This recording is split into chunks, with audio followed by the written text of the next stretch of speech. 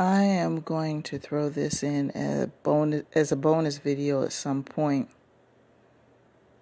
People have short memories. That is the truth.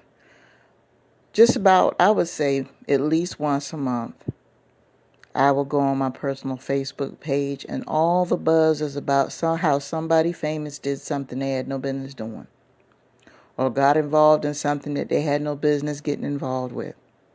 And people are just commenting, going back and forth. And then all of a sudden people are attacking each other because they feel that this person is wrong, but that person was right and everything else.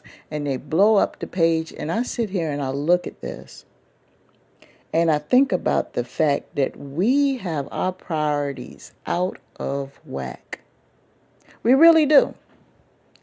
I'm saying this because right now gas is close to $7 a gallon in Los Angeles. We have now hiring signs all over the place because they can't get people to work. We have a pandemic going on because people act like they've forgotten about it. And we have a group of people during the pandemic that still don't want to even acknowledge that it exists, let alone get treatment for it to try to help everybody else. We have kids that they might be in school today and might be learning from home tomorrow, so they're lacking in their education. They're falling woefully behind because of it. And we have people that are in politics sitting there going back and forth and can't even agree to help the people who are paying the taxes that pay their salaries.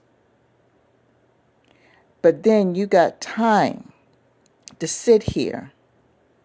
Oh, and before I even start, we're not going to even talk about the systematic and constant racism and constant prejudice against religions, against ethnicities, sexism. We won't even talk about that because those were issues that existed way before all this happened. But then the same people that you hardly even hear of on Facebook, Instagram, Twitter, or whatever, hardly hear from them, all of a sudden let an entertainer or a sports figure do something that's out of control that don't have shit to do with their day-to-day. Nothing. They don't pay their bills. They don't feed them. They don't even know these people. Don't care nothing about these people. You don't hardly hear nothing from them unless that person does something out of character. And all of a sudden they want to start a war on social media about it. Are you kidding me? And I'm going to speak in particular to my people of color. I'm not talking about black people. I'm talking about people all over the globe that are of color, that are suffering from some type of racism, whether it's against their people or within their people. You in particular should know better about this shit.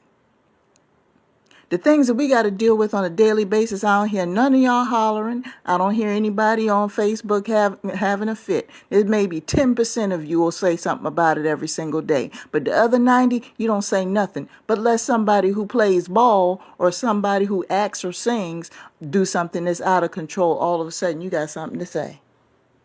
Whether you're for it or against it. Now tell me your priorities are not out of whack. I happened to look at my Facebook page this morning and I saw something that involved an actor and something that was done. And you should have just seen the posts that were all over the place. That was one of the reasons why I took off Facebook Messenger off my phone ages ago. Because months ago somebody did something else. And every time you turn around, my phone kept going ping, ping, ping, ping, ping. Interrupting my work. So I took Facebook Messenger off my phone. I don't use it on my phone. I'll chime in on my desktop when I'm on my computer working on my website or my Zooms or whatever, and I'll go in and I'll police it and I'll clean it out from time to time. But no, I don't have that mess on my phone because it creates agitation within you. Them people don't care nothing about you. They're making money off of your attention. And let's not even talk about the fact that a lot of these people have been trained to perform in ways to get views, to get sponsors.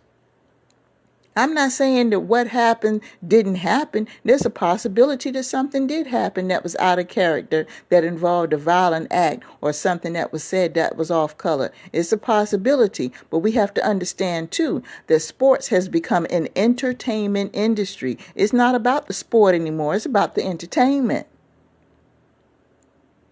And a lot of these people that are involved in the entertainment industry, as far as acting and singing, it's not even about their craft and whether or not they could do it anymore. It's about what kind of drama they can create, because they see people like you that are going to blow up social media all day long, talk on the phone, text and FaceTime and everything, and talk about it because you think it's a bonding experience. But the thing is, you're not trying to bond over the high gas prices.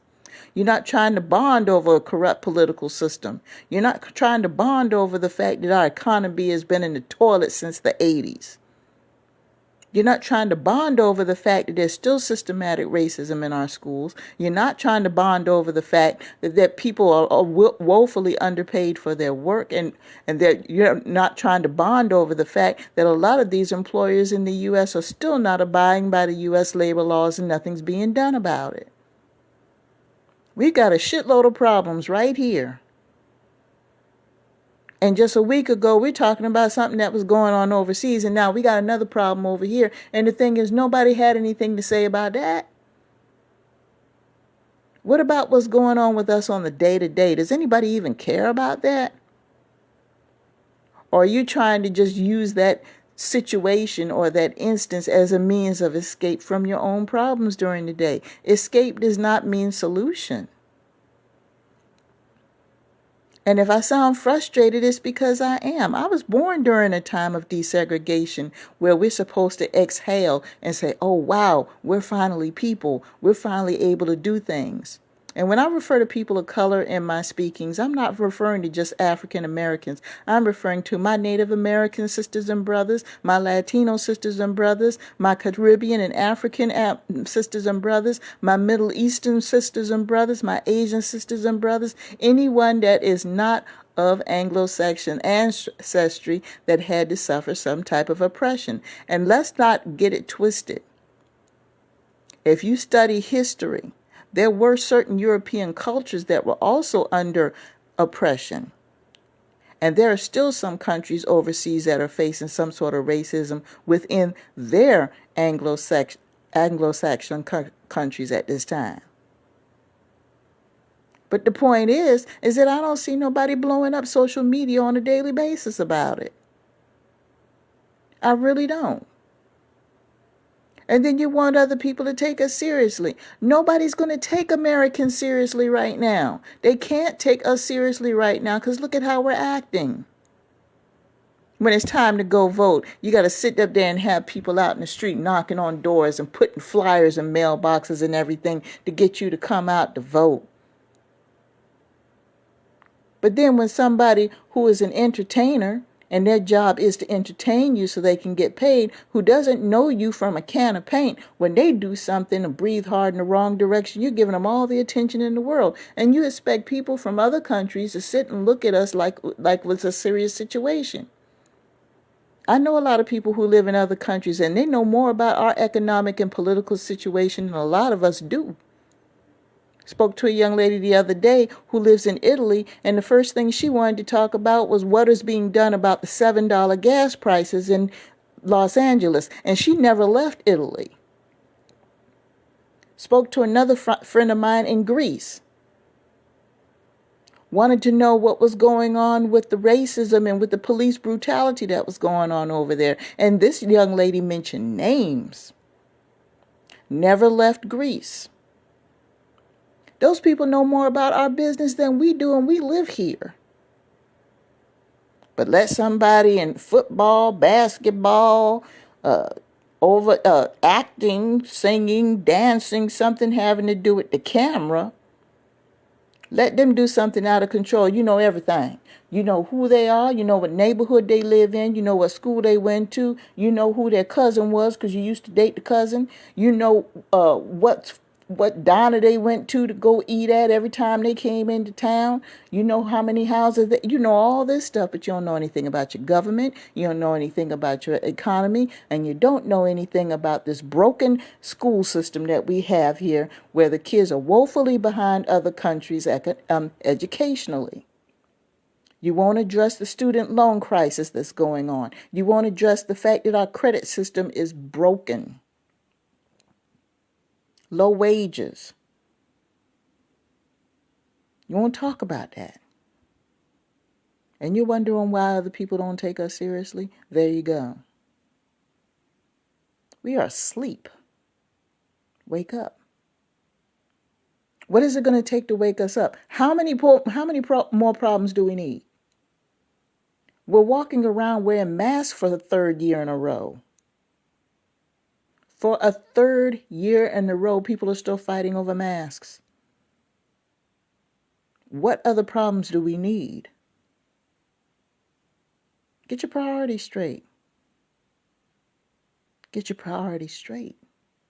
And that's all I'm going to say about that.